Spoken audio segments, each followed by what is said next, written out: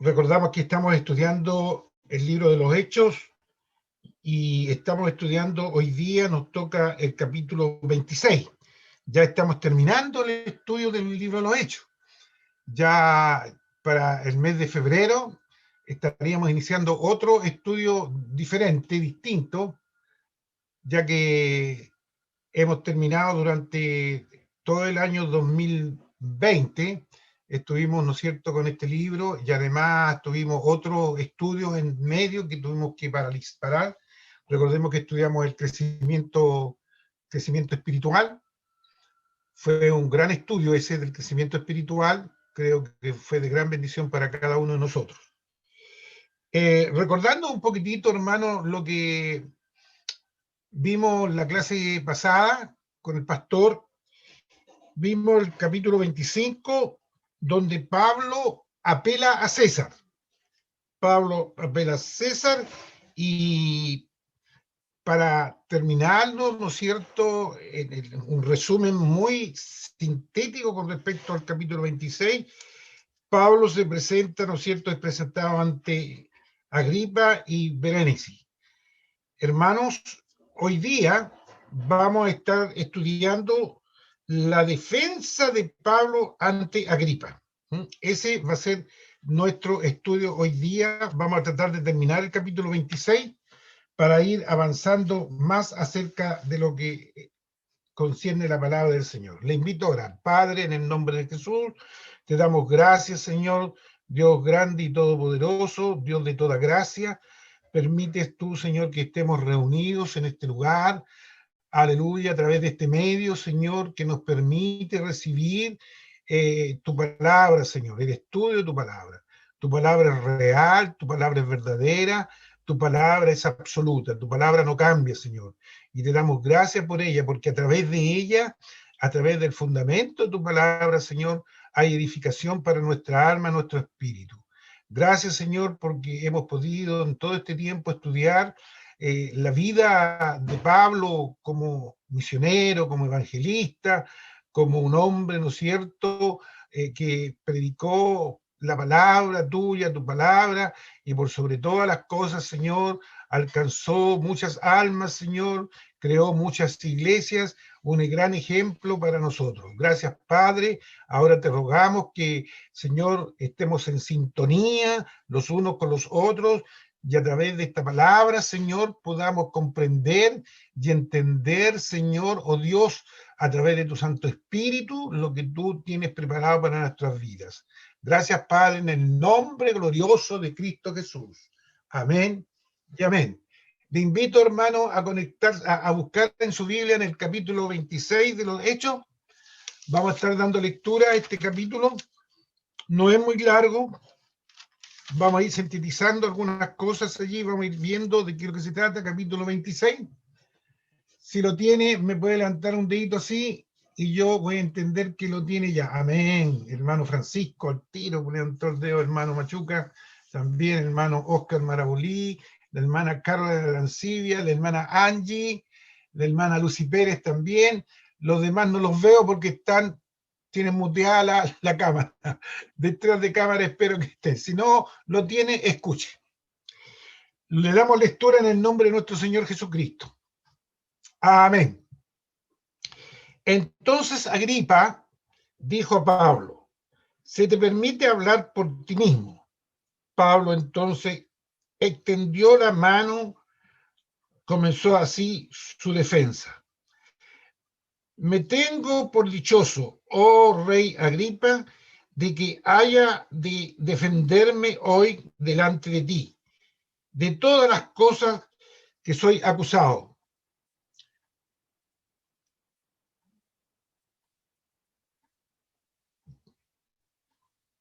Perdón, hermano, tuve que cambiar de Biblia porque esta Biblia que tengo aquí tiene la letra muy chiquitita.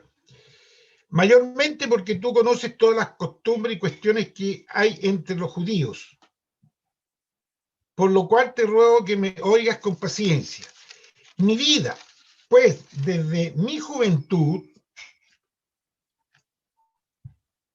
la cual desde el principio pasé en mi nación, en Jerusalén, la conocen todos los judíos. Aquí Pablo comienza, ¿no es cierto?, a hablar de su vida su vida anterior, antes de ser cristiano.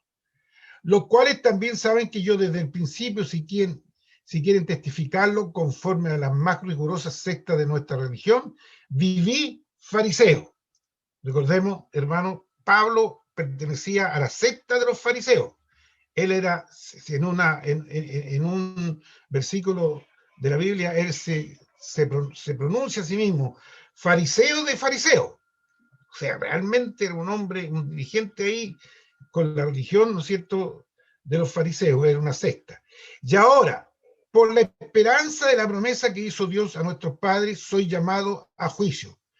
Promesa cuyo cumplimiento esperan que han de alcanzar nuestras 12 tribus, sirviendo constantemente a Dios de día y de noche. Por esta esperanza, oh rey Agripa, soy acusado por los judíos. ¿Qué? ¿Se juzga entre vosotros cosa increíble que Dios resucite a los muertos? Y aquí Pablo, ¿no es cierto?, habla, ¿no es cierto?, de cómo empieza en el versículo siguiente, que era un perseguidor de la iglesia. Recordemos, Pablo reconoce que era un perseguidor. Yo ciertamente había creído mi deber hacer muchas cosas contra el nombre de Jesús de Nazaret, lo cual también hice en Jerusalén. Yo encerré en cárceles a muchos de los santos, habiendo recibido poderes de los principales sacerdotes. Y cuando los mataron, yo di mi voto. Y muchas veces, castigándolos en todas las sinagogas, los forcé a blasfemar y enfurecido sobremanera contra ellos. Los perseguí hasta en las ciudades extranjeras. Ocupado en esto, y aquí empieza, hermano, a relatar su conversión. Una historia que ya la conocemos porque la vimos en el capítulo 9, versículo 1 al 19, y también la vimos en el capítulo 22, del 6 al 16. Esta expresión, esta narración que está haciendo Pablo nuevamente ante el rey con respecto a su conversión. Y dice así, en el 12, ocupado en esto iba yo a Damasco con poderes y en comisión de los principales sacerdotes. Cuando a mediodía, oh rey, yendo por el camino, vi una luz del cielo que sobrepasa el resplandor del sol, la cual me rodeó a mí y a los que iban conmigo. Y habiendo caído, todos nosotros en tierra, oí una voz que me hablaba y decía en lengua hebrea, Saulo, Saulo, ¿por qué me persigues? Dura cosa te es dar coces contra el aguijón. Yo entonces dije, ¿quién eres, Señor? Y el Señor dijo, yo soy Jesús a quien tú persigues, pero levántate y ponte sobre tus pies, porque para esto he aparecido a ti, para ponerte por ministro y testigo de las cosas que has visto y de aquellas en que me apareceré a ti, librándote de tu pueblo y de los gentiles a quienes ahora te envío, para que abra sus ojos para que se conviertan de las tinieblas a la luz y de la potestad de Satanás a Dios, para que reciban por la fe que es en mí perdón de pecados y herencia entre los santificados. Por lo cual el rey Agripa no fue reverde a la visión espiritual. Aquí Pablo empieza a narrar que realmente él obedeció al llamado de Dios. Qué interesante esta parte, hermano. No fui rebelde a la visión celestial, sino que anuncié primeramente a los que están en Damasco y Jerusalén, y por toda la tierra de Judea, y a los gentiles que se arrepintiesen y se convirtiesen a Dios, haciendo obras dignas de arrepentimiento. Por causa de esto, los judíos, prendiéndome en el templo, intentaron matarme, pero habiendo obtenido auxilio de Dios, persevero hasta el día de hoy, dando testimonio a pequeños y a grandes, no diciendo nada fuera de las cosas que los profetas y Moisés dijeron que había de suceder, que el Cristo había de padecer y ser el primero de la resurrección de los muertos, para anunciar luz al pueblo y a los gentiles. Pablo entonces aquí comienza cómo Pablo insta a Agripa a que crea. Diciéndole estas cosas en su defensa, Festo a gran voz dijo, estás loco, Pablo, las muchas letras te vuelven loco. Mas él dijo, no estoy loco, excelentísimo Festo, sino que hablo palabras de verdad y de cordura. Pues el rey sabe estas cosas, delante de quien también hablo con toda confianza. Porque no pienso que ignora nada de esto, pues no se ha hecho esto en algún rincón. ¿Crees, oh rey Agripa, a los profetas? Yo sé que crees. Mire la afirmación de Pablo, yo sé que crees. Entonces Agripa dijo a Pablo, por poco me persuades a ser cristiano. Y Pablo dijo, quisiera Dios que por poco o por mucho, no solamente tú, sino también todos los que hoy me oyen, fueseis hechos tales cual yo soy, excepto estas cadenas. Recordemos que Pablo estaba encadenado. Cuando había dicho estas cosas, se levantó el rey y el gobernador y Berenice, los que se habían sentado con ellos. Y cuando se retiraron aparte, hablaban entre sí diciendo, ninguna cosa digna ni de muerte ni de prisión ha hecho este hombre. Y Agripa dijo a Festo, ¿podía este hombre ser puesto en libertad si no hubiera apelado a César? Amén. Hasta ahí llega el capítulo 26. Realmente, hermano, aquí tenemos un pasaje como Pablo, la defensa de Pablo ante el rey Agripa, donde él expone que realmente es injusto lo que han hecho, ¿no es cierto?, los judíos, ¿no es cierto?, de tomarlo y llevarlo allí para acusarlo. ¿Acusarlo de qué? Cuando, hermano, uno realiza un estudio de la palabra, como en este caso, echa mano a muchos recursos. Echamos mano a diccionarios, apuntes, estudios que ya habían hecho anteriormente y también a comentarios bíblicos. Y la verdad de las cosas es que para ir haciendo un paralelo y ir entendiendo en mejor forma la palabra. Y en esto yo quiero compartir con ustedes un estudio de la palabra de una revelación, o sea, de una institución que se llama Siguiendo los Pies del Maestro. Y en ello, hermano, he encontrado que realmente hay una riqueza en cuanto a poder interpretar lo que la palabra del Señor nos dice en esta tarde. Y la quiero compartir con ustedes para que tengamos claridad respecto a este estudio. Al igual como en los otros capítulos, en este seguimos viendo el progreso del Evangelio. Claro, vemos, ¿no es cierto?, que Pablo sale a evangelizar y vamos viendo cómo él va ganando terreno, porque ¿cuál es el objetivo de Pablo? Llegar a Roma. ¿Pero con qué fin? Con el fin de predicarle el Evangelio a los gentiles, a los romanos. Allí, llegar al mismo centro de Roma. Los planes del Señor Jesús se llevaban a cabo. Su instrumento escogido está testificando de su nombre ante los reyes. Allí vemos, ¿no es cierto?, versículos 9 y 15, donde está frente a los reyes. Nos llama la atención que Pablo en su discurso no habla para sí mismo. Fíjese que en todo el capítulo 26, en su defensa, Pablo en ningún momento se refiere a sí mismo, diciendo, oh, aquí me tienen preso, yo no soy culpable de esto, quiero que, ¿por qué están haciendo esta injusticia? Fíjese que Pablo, en este momento, usted si revisa nuevamente el capítulo 26, va a ver que no habla para sí mismo, sino que trata de ganar a sus oyentes para Cristo. Siempre está hablando del Señor Jesucristo. Y es la grandeza de Pablo, por lo tanto, su defensa tiene el carácter de un ataque al reino de las tinieblas y una invitación para entrar al reino de Cristo. No se aprecia en Pablo de ninguna manera un espíritu de venganza hacia su enemigo. Pablo habla más de su Señor que de sí mismo y de sus circunstancias. Si bien es cierto, Pablo habla de su vida pasada. ¿Quién era él? ¿Qué es lo que había hecho? Era un perseguidor de la iglesia. Y de perseguidor de la iglesia se convierte en un perseguido por aquellos, ¿no es cierto?, por lo que ellos mismos representaban. Los fariseos, ¿no es cierto?, los judíos, ahora lo persiguen a él.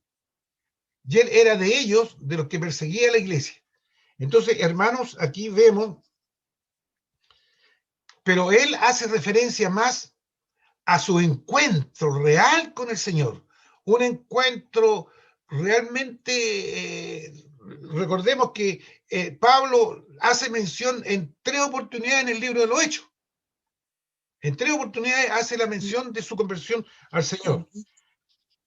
Si nosotros, hermanos, continuamos en este análisis del capítulo 26, del versículo 1 al 23, el rey Agripa es el que dirige la reunión. Festo le da, ¿no es cierto?, por deferencia le da al rey que dirige la reunión.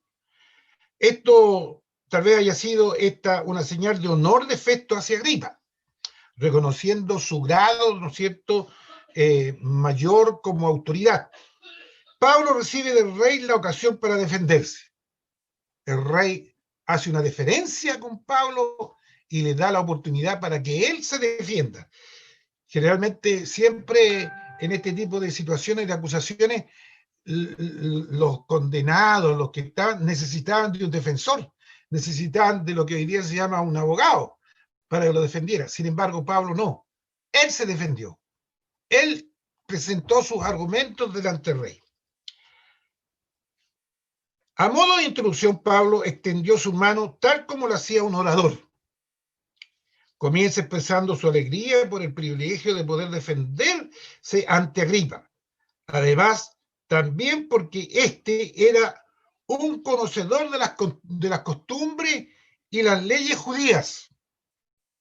O sea, Pablo sabía frente a quién estaba, de modo que estaba en condiciones de formular un juicio más adecuado de su caso. En su defensa, Pablo muestra que siempre se sabía estrechamente vinculado con su pueblo. Allí la palabra dice, él expresa mi pueblo, habla de mi pueblo, refiriéndose al pueblo, ¿no es cierto?, judío. Y nuestra religión, cuando se refiere, ¿no es cierto?, a los fariseos. Nuestra religión. Eso está en el versículo 4 y 5. Relata que había vivido como fariseo. Reconoce que él había sido un fariseo. El partido más estricto de los judíos. De esto los judíos estaban al tanto, los judíos sabían quién era Pablo, quién había sido, que pertenecía a su secta. Pablo muestra que es curioso que le haya sometido a juicio simplemente por la esperanza que tiene su religión. Se refiere a la resurrección de los muertos, de la cual Jesús, como el Mesías, es el fundamento. Es el fundamento. Recordemos que los fariseos creen en la resurrección de los muertos. Y él ahí ataca ahí esa situación, la da a conocer nuevamente. Por ese lado se los gana. En el fondo, el apóstol comparte la misma esperanza que tienen todos los fariseos. ¿Cuál es la esperanza? La resurrección, ¿no es cierto?, nuevamente para una vida eterna.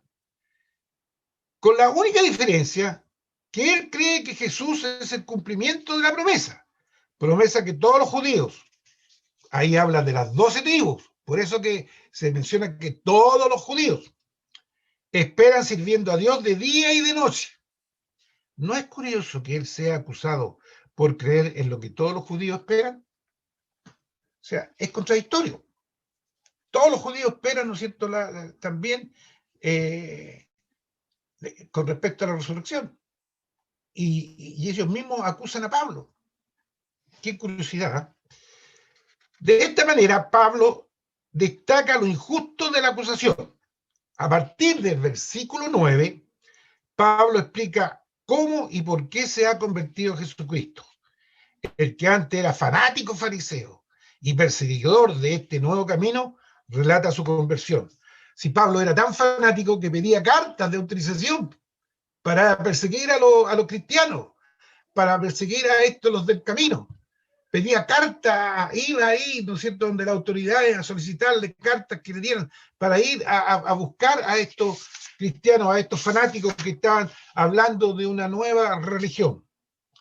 Él no tuvo un cambio paulatino en su pensar, en base de muchas conversaciones, sino una intervención directa del cielo, de parte de Jesús. Fue en medio de su quehacer como perseguidor de la iglesia cuando el Señor se le apareció y le llamó para proclamar el Evangelio. O sea, él tuvo un encuentro real, personal, particular con Cristo, así como cada uno de nosotros. Cada uno de nosotros ha tenido un encuentro personal, particular, distinto. Cada uno hemos sido distintos, cada uno en posiciones totalmente diferentes. Pero a él se le apareció Jesús en forma real. Allí se le aparece. Pablo había sido tan hostil al evangelio que encerró a muchos creyentes en las cárceles. Como miembro del concilio, votó en favor de la muerte de muchos de ellos, azotándoles y obligándolos a blasfemar. Es decir, les obligó a negar el nombre de Jesús. En otras palabras, su conversión no tiene otra explicación que la misma intervención de Jesús. Él le hizo ver que era cosa vana perseguir a la iglesia de Dios. Hermano, y la verdad, imagínense, Pablo, si nosotros nos ponemos en el lugar de Pablo en estos momentos, ¿cómo el Pablo está cuando él está explicando esta situación? Yo era un perseguidor, yo mandé mucho a la cárcel, yo lo hacía blasfemar, yo hacía esto, yo era, en el fondo está diciendo que era recontra requete malo. Entonces realmente reconoce cuál era su condición. ¿Cómo se sentiría él en estos momentos cuando él está recordando su situación anterior y cómo Dios, a través de Jesucristo, en un encuentro, cuando él iba a cumplir el mandato de apresar a los cristianos, y él, ¿no es cierto?, tiene un vuelco total en su vida. Y esa era una explicación que los judíos no entendían. Pero ¿cómo si los perseguía antes, ahora es uno de ellos? Y por eso que en un principio también vemos que los cristianos tenían miedo de él, porque le conocían quién era. Pablo es un perseguidor, manda a nuestros hermanos a la cárcel, los castigan, los hace blasfemar, los manda, vota para que los maten. Entonces, la iglesia tenía miedo en un principio. Y él tuvo, imagínense, tuvo que luchar para que los hermanos le aceptaran. Los hermanos realmente le pudieran reconocer que él había cambiado, que él era otro, que él era ahora uno de ellos. Ahora era uno de ellos. Y hoy día lo vemos, hermanos, actuando él en su defensa delante y proclamando la palabra del Señor. En otras palabras, su conversión no tiene otra explicación que la misma intervención de Jesús. Él le hizo ver que era cosa vana perseguir a la iglesia de Dios. El alto privilegio de la aparición incluye la alta responsabilidad de testificar de Jesús. Aunque la tarea de Pablo sería tremendamente difícil, el Señor le libraría de los ataques de los judíos y de los gentiles. Su ministerio, el ministerio de Pablo, lo podemos sentar en tres aspectos. El ministerio que Pablo tenía.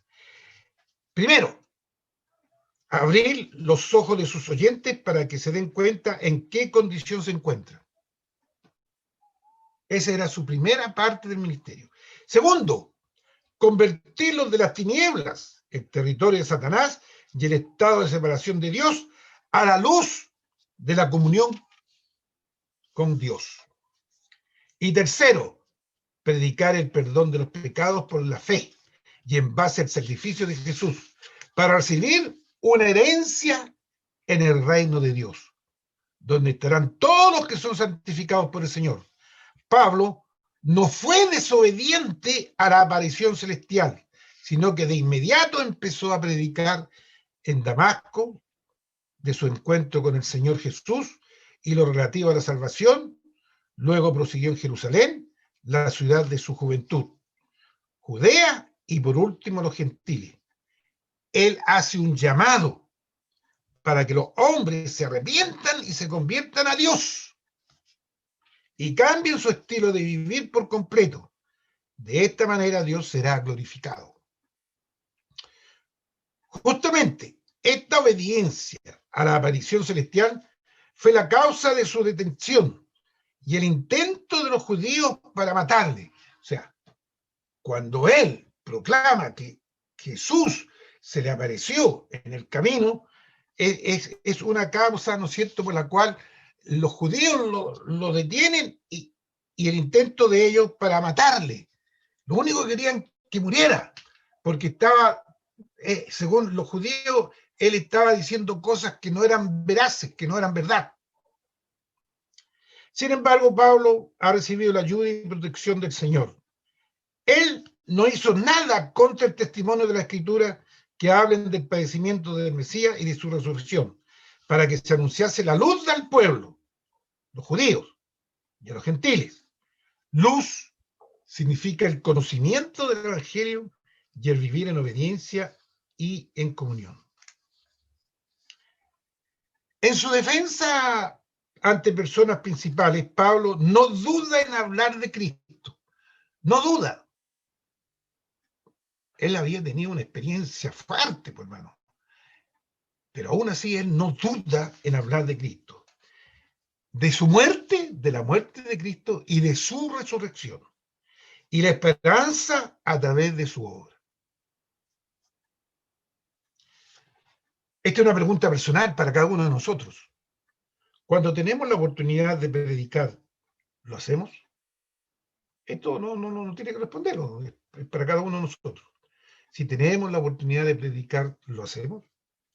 Pablo nos muestra que él lo hacía, aún a pesar de todas las instancias que él estaba. En el versículo 24 al 32, cuando Pablo se refirió a la Escritura como testigo en su favor, Festo exclamó: «¡Estás loco, Pablo!». Las muchas letras te vuelven loco.